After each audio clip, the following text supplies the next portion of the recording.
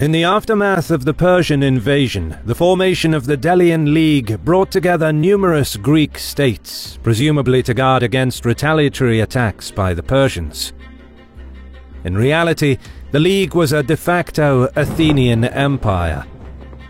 Meanwhile, the Peloponnesian League, led by Sparta, sought to check the growing power and ambition of Athens. Endemic warfare engulfed the Greek world as the two warring factions gradually dragged nearly every Aegean city-state into the conflict. Sparta and her allies were able to raise formidable armies, and by 425 BC they enjoyed overall field superiority. The Athenians could not fend off forays into Attica and were forced to pursue a policy of retreating behind their city walls. But they used their maritime supremacy to great effect, and just in the last 2 years they decisively defeated the Spartan fleet at Pylos, capturing most of their ships and a 420-strong garrison on the island of Sphacteria, including 120 Spartiates, the elite full citizens of Sparta. Equally important, the Athenians captured the island of Kythera, which served Sparta as a trading post to Egypt. Not only did this cut off a key trading route, but the Athenians could now use the captured ports of Pylos and Kythera to repair their ships and launch raids along the coast. Trying to press the advantage after their victories at Pylos, Sphacteria and Kythera, two Athenian commanders, Hippocrates and Demosthenes, targeted the Isthmus of Corinth, aiming to sever the Peloponnesian communications in half. However, under the leadership of Brasidas of Sparta, the attack on the strategically important city of Megara was repulsed, but the trading post of Nisaea fell to the Athenians. With these setbacks, the situation looked bleak for Sparta, forcing them to sue for peace. But Brasidas proved to be a thorn in the side of the Athenians. He secretly moved his forces through Thessaly, and, with the help of the Macedonians, he opened a second front, inciting rebellions and defections among Athenian allies in the northern Aegean, most notably the colony of Amphipolis, the center of Athenian power in Thrace, where most of the timber for their ships came from. In the south, Sparta's ally, the Boeotian League, rallied under Theban leadership. Pagondas of Thebes, a fiery and persuasive nobleman, used his rhetoric to reorganize the Boeotian forces and launch an attack on Plataea. Losing Amphipolis was a serious blow for the Athenians, who now found themselves fighting a two-front war of attrition that they could not win. Making matters worse, their manpower was impacted by the plague that struck Athens repeatedly between 430 and 426, killing up to a quarter of the population, including Pericles himself. To have any chance against the Peloponnesian armies, Hippocrates and Demosthenes realized they needed to deal a quick knockout blow to Sparta's Peloponnesian alliance. They considered striking at the heart of the enemy by invading the Peloponnese directly, but this meant fighting the vaunted Spartan army in their own homeland. Instead, Hippocrates suggested they attack the Boeotian League. Knocking them out of the war would secure the northern flank, and any future Spartan operations into Attica could not rely on the vital logistical support that Boeotia provided. Furthermore, Spartan forces commanded by Brasidas in Thrace would be cut off, and to return home, they would have to march through hostile territory. The two commanders devised a plan for a three-pronged attack. Demosthenes was to lead a naval expedition, first to Naupactus, where he would gather troops and then launch an attack on Siphae on the western Boeotian coast. Meanwhile, in the east, Hippocrates was to command an attack on Delium, a strategically important border city that could serve as a base of operations into Boeotia, and its access to the sea could be used by the Athenian navy to attack along the Boeotian coast. The third component of their plan was their contact with a network of Boeotian dissidents. Numerous pro-Athenian groups in the villages and cities, most notably Chaeronea, pledged to incite unrest in their hometowns and spread the rebellion across Boeotia. The plan was bold. But, if successful, the Athenian attack on the two coastal centers would split the Boeotian response, and the rebels would cause disruption from within.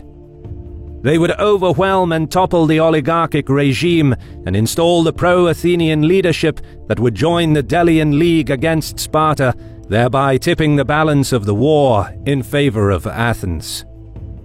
Then, on the agreed date in late autumn, Hippocrates marched on Delium, synchronizing his attack over land in the east with Demosthenes' amphibious assault in the west.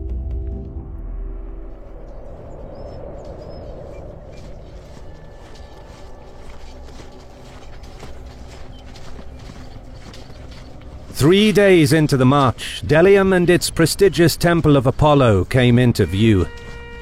The city got its name after the sacred island of Delos, believed to be the birthplace of the god Apollo. It was thought that the nearby temple, a sanctuary of Apollo, granted divine advantages to those who controlled it. Hippocrates ordered the temple grounds seized and began setting up defenses. His soldiers dug trenches and used stones, brick, lumber, and wooden stakes to fortify the perimeter and build wooden towers along the ramparts. But he had no way of knowing that the carefully planned plot with the Boeotian conspirators had been compromised. Without arousing any suspicion, the Boeotian League discreetly cracked down on the traitors, regained control of Chaeronea and reinforced Siphae, and the Athenians were none the wiser.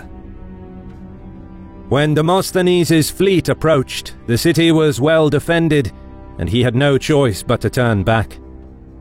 With the conspiracy to topple the regime thwarted and the Western Athenian attack repulsed, Pagondas could now advance on Delium.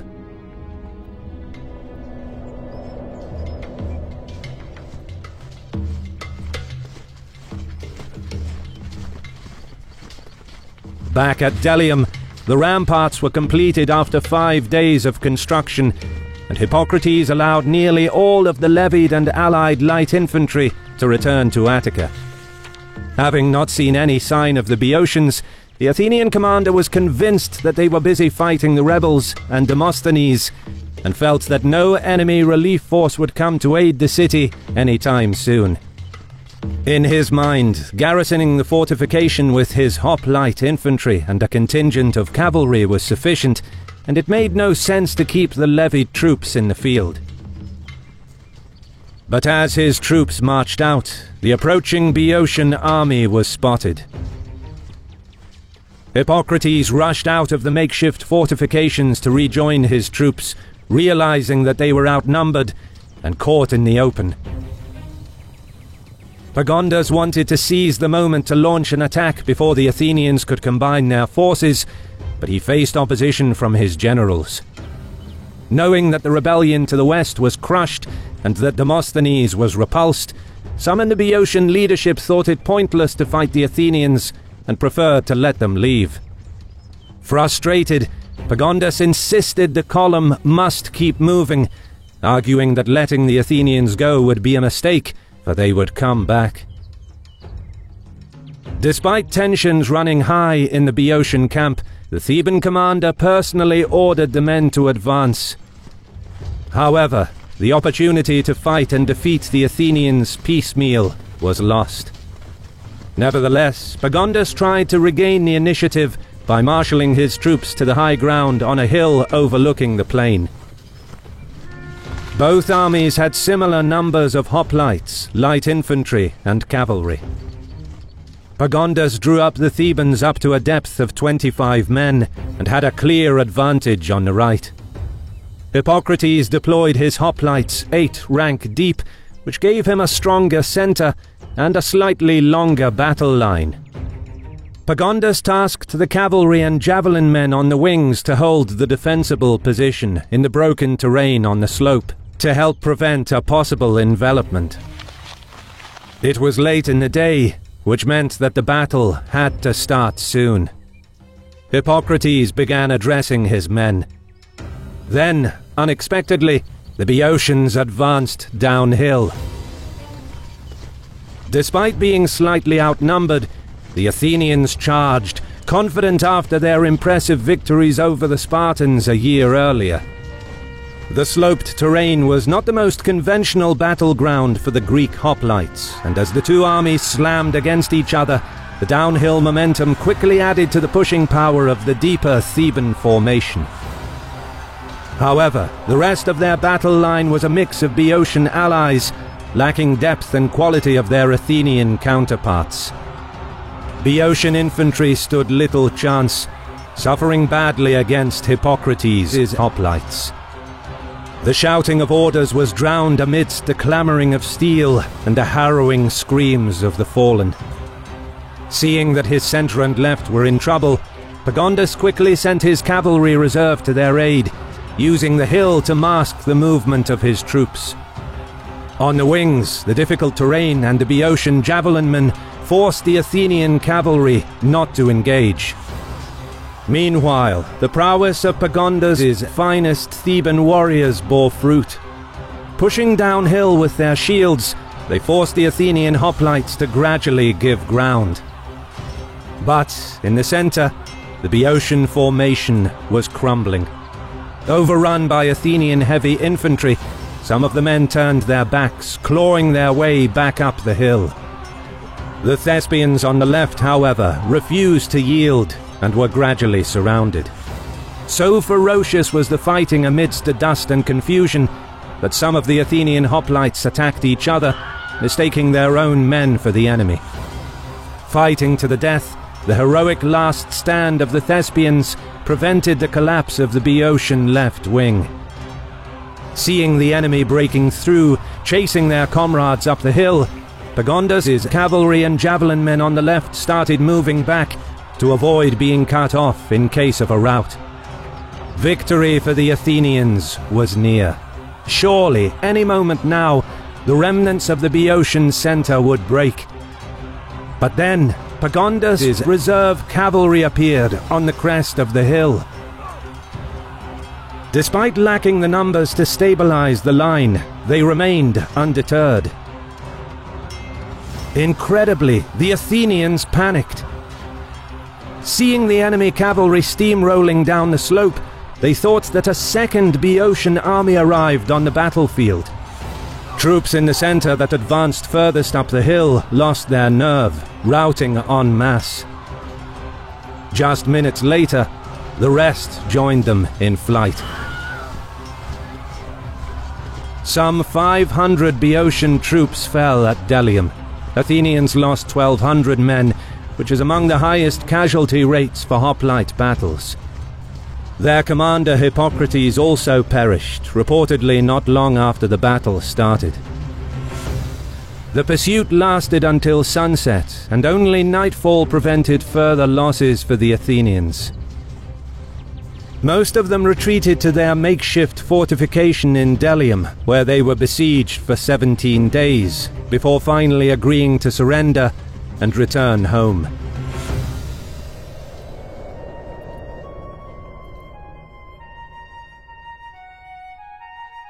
The Athenian aura of invincibility after their victories at Pylos, Sphacteria and Cythera was broken. Their attempt to knock Boeotia out of the war and force Sparta to seek peace had failed. Delium was a decisive victory for the Boeotians and the Peloponnesian League. It reinvigorated the Theban pride and encouraged Sparta to keep fighting. The Greek world would be plunged further into intermittent conflict before the Peloponnesian army, led by the Spartan commander Lysander, would finally force the Athenians to surrender and seek peace, some 20 years later, in 404 BC.